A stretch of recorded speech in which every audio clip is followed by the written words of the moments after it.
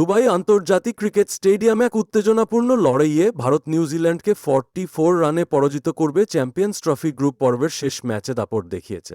এই যে ভারতীয় শিবিরে উচ্ছ্বাসের বন্যা বইছে, কারণ দলটি গ্রুপ চ্যাম্পিয়ন হয়ে গর্বের সঙ্গে সেমিফাইনালে অস্ট্রেলিয়ার মুখোমুখি হতে চলেছে।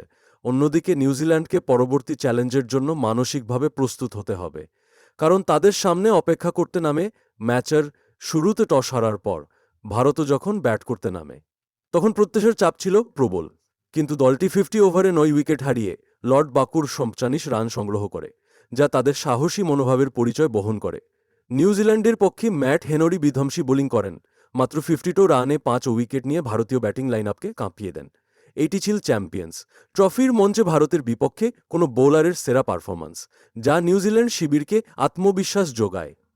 তবে ভারতীয় বোলারদের সামনে কিউইরা ঠিকঠাক দাঁড়াতে পারেনি।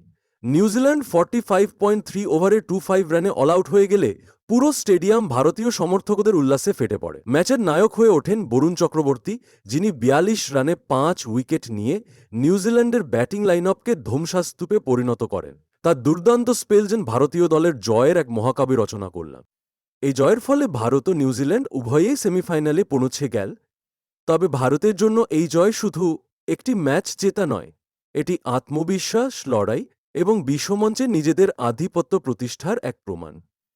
এখন ভারতীয় দলকে প্রস্তুত হতে হবে চিরপ্রতিদ্বন্দ্বী অস্ট্রেলিয়ার বিরুদ্ধে এক মহাযুদ্ধের জন্য। আজ নিউজিল্যান্ডের সামনে অপেক্ষা করছে কঠিন দক্ষিণ আফ্রিকা। সেমিফাইনালি ভারতের জন্য অধীর আগ্রহে অপেক্ষা করছে।